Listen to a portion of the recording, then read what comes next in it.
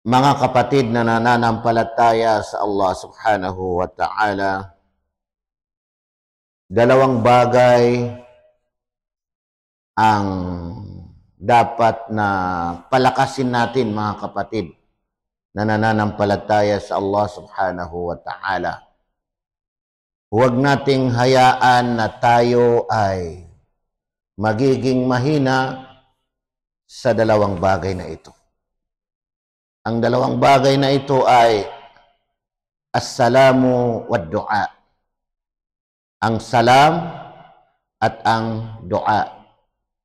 Ang salam, mga kapatid na nananampalataya sa Allah, ay pag hindi natin ito binigyan ng kahalagahan, binigyan ng pansin, ay mahuhulog tayo sa pinaka madamot na mga tao.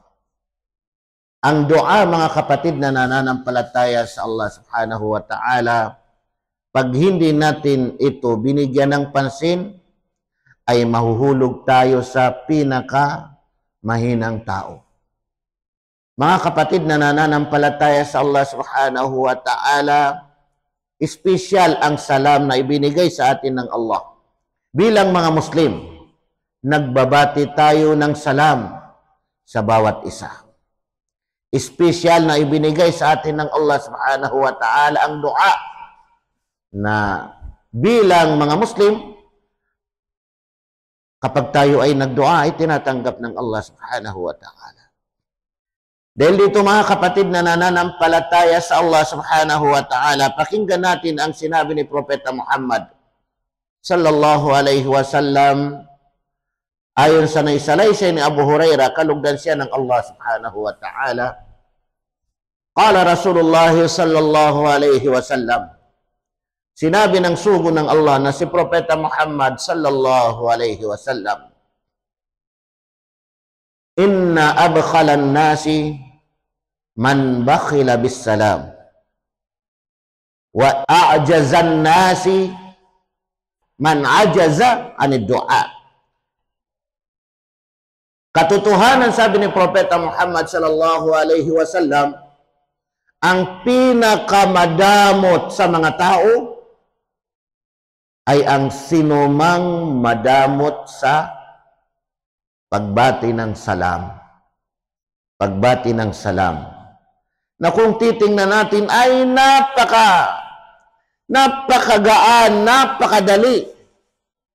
Pero minsan ay pati pagbati natin ng salam ay kinaliligtaan natin o kaya ay hindi natin pinapansin. Pag masalubong natin ang ating kapwa, hindi natin pinapansin ang pagbabati ng salam. Pati na rin ang pagsagot ng salam, kapayapaan, ay binabaliwala natin, mga kapatid na nananampalataya sa Allah subhanahu wa ta'ala. Kaya naman, ang sino mang hindi magbibigay ng pansin dito, ayaw magbati ng salam, ayaw magsagot ng salam kapag siya ay binati, ay luging-lugi, mga kapatid na nananampalataya. Maraming mga biyaya na ipagkakalob ng Allah, kabutihan na ipagkakalob ng Allah, pero mawawala sa Kanya. Maliit na bagay, magaan na bagay, madaling bagay, pero kinaliligtaan natin, hindi natin binibigyan ng halaga. Inna abkhalan nasi man bakhila bis salam. Katotohanan, ang pinaka madamot sa mga tao ay ang madamot sa pagbati ng salam. Ayaw magbati, ayaw sumagot ng salam. Wa ajazan nasi man ajaza anid du'a. At ang pinaka mahina sa mga tao, pinakamahina, akala mo malakas ang katawan, akala mo makisig, akala mo matapang, pero ang pinakamahina ay ang sino mang mahina sa pagdua. Mahina sa pagdua. Kaya naman napapansin natin, mga kapatid na nananampalataya sa Allah, mayroon tayong gustong matutunan Mayroon tayong gustong marating. Sinasabi ng ating dila, gusto ko matuto ng makabasa ng Quran ng maayos. Gusto ko magaya si na magaling magbasa ng Quran. Gusto ko matuto ng mga batas ng Islam. Gusto ko matuto ng mga katuruan sa pananampalatayang Islam. Sa madaling salita, gusto ko mag-aral. Gusto ko mag-aral. Pero bakit mahina? Isang araw, 2 araw, 1 linggo, 2 linggo, minsan naabot ng 1 taon, pero wala na. Maya-maya ay hindi mo na makikita. Kasi mahina. Yun ang sinabi ng propeta na siyang pinakamahina. Bakit pinakamahina? Yung gusto niya ay hindi niya sinabayan ng dua. Hindi niya sinabayan ng dua. Kasi kapag sinabayan mo ng dua, ay hindi mo kailanman mararamdaman ang hirap o kaya ay ang pagsasuffer mo sa iyong pag-aaral. Kasi may dua, may tawfiq na ibibigay ng Allah subhanahu wa ta'ala. Pagagaanin ito sa atin ng Allah subhanahu wa ta'ala. Kaya naman lakasan natin ang ating mga sarili sa 2 bagay na ito. Mga kapatid na nananampalataya sa Allah subhanahu wa ta'ala. Ang salam, ang pagbati ng salam, at ang dua, ang panalangin sa Allah subhanahu wa ta'ala. Isa sa talata sa banal na Quran na sinabi ng Allah subhanahu wa ta'ala, وَإِذَا حُيِّيتُمْ بِتَحِيَّةٍ فَحَيُّوا بِأَحْسَنَ مِنْهَا أَوْ رُدُّوهَا. Napakaliwanag ang talatang ito na makikita natin sa Surah An-Nisa. Ayon sa kahulugan ng talatang ito, وَإِذَا حُيِّيتُمْ بِتَحِيَّةٍ فَحَيُّوا بِأَحْسَنَ مِنْهَا أَوْ رُدُّوهَا. Kapag kayo ay binati ng pagbati ng salam, pagbati ng kapayapaan, ay batiin ninyo siya o sino mang nagbati sa inyo ng bi'ahsana minha, higit na mainam sa kanyang pagbati. Ganyan ang ilan sa mga katuruan, magandang katuruan ng pagbati. Pag binati ka ng assalamualaikum, batiin mo siya ng waalaikumsalam wa rahmatullah. Pag binati ka ng assalamualaikum wa rahmatullah, batiin mo ng mas mainam, waalaikumsalam wa rahmatullahi wa barakatuh. Pag binati ka ng assalamualaikum wa rahmatullahi wa barakatuh, batiin mo siya ng waalaikumsalam wa rahmatullahi wa barakatuh at dagdagan mo ng smile, ngiti, o dagdagan mo ng pagkumusta sa kanya.